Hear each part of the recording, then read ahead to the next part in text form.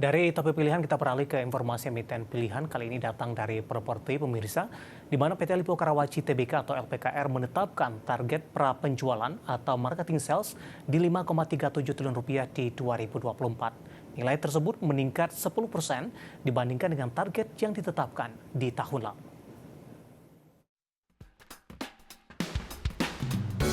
Dikutip dari keterangan resmi perseroan, Grup CEO PT Lipo Karawaci Tbk John Riyadi menuturkan, untuk mencapai target 2024, perseroan akan mengandalkan produk-produk residensial dan komersial baru di Lipo Village dan Lipo Cikarang, serta di wilayah lain yang merupakan lahan cadangan perseroan. Sebelumnya seperti diketahui di 2023, LPKR membukukan pra-penjualan mencapai 5,12 triliun rupiah. Perolehan ini mengalami kenaikan 7% year on year dan mencapai 5% di atas target yang ditetapkan untuk tahun lalu di 4,9 triliun rupiah. Realisasi yang melebihi target mencerminkan tingginya permintaan terhadap produk rumah tapak dan komersial perseroan yang ditawarkan dengan harga terjangkau. Selain itu, peluncuran produk rumah tapak baru juga mendukung kinerja pra-penjualan perusahaan sepanjang 2023. Produk rumah tapak tetap menjadi kontributor utama pra-penjualan dengan kontribusi 55%. Di samping itu, penjualan ruko komersial juga meningkat dengan kontribusi mencapai 14% terhadap total pra-penjualan di tahun lalu. Sementara itu, peningkatan segmen komersial di 2023 didorong peluncuran 7 produk ruko baru di Lipo Village dan Lipo Cikarang. Berbagai sumber IDX Channel.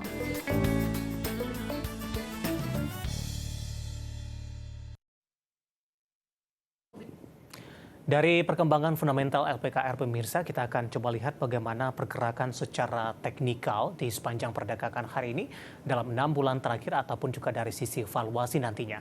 Langsung saja kita ke grafis yang pertama, kita akan coba lihat bagaimana pergerakan intraday untuk LPKR. Dibuka di sesi pertama pada pagi tadi di level Rp81 per sahamnya, ataupun di Rp82 per saham, sementara ini posisinya menguat dibandingkan dengan posisi penutupan hari sebelumnya di Rp81 per sahamnya. 10.30 bergerak di level 83, kemudian menguat ke 84, dan di posisi yang sama di penutupan sesi pertama siang tadi dan di pembukaan sesi kedua, penguatannya lebih ke arah terbatas. Sementara posisi saat ini LPKR menguat di 1,23% di Rp82 per saham. Level tertinggi di sepanjang perdagangan hari ini di Rp84 per saham, level terendah di Rp81.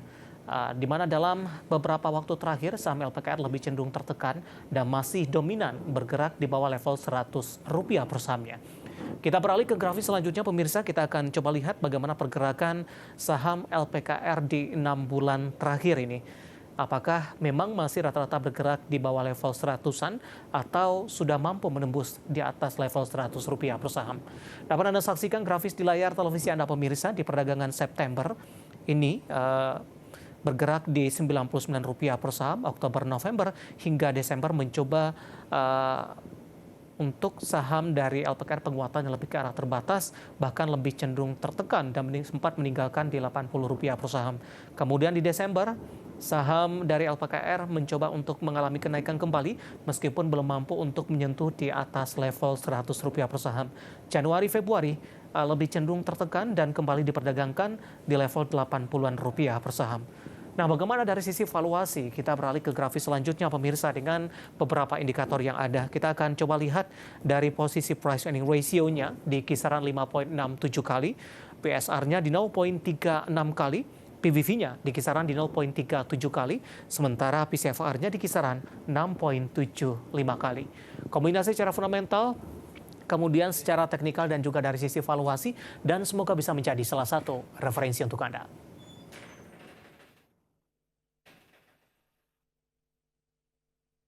Kita akan jeda kembali dan tetap di tempat Anda karena setelah ini kita akan review bagaimana jalannya perdagangan di sepanjang hari ini. Kemudian juga bagaimana strateginya untuk mengamankan dari portofolio Anda ini ketika libur panjang di akhir pekan, kemudian aktivitas perdagangan di pasar global masih terus berlanjut. Dan pemirsa, kami akan segera kembali sesaat lagi.